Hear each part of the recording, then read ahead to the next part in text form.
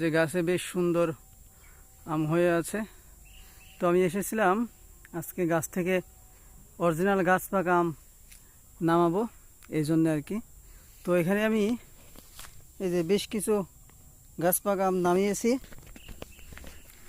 এই যে দেখতে পাচ্ছেন, একটা আম পাখিতে খেয়ে ফেলেছে। বাকি আম এই যে এখনো কষ হয়ে আছে, নামিয়েছি। চলেন দেখি আমরা আরও দু একটা আম গাছ থেকে নামাই।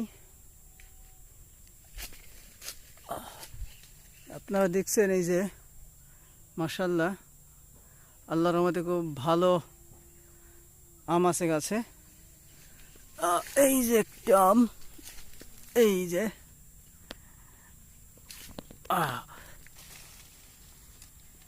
এই যে গাছ পাকা।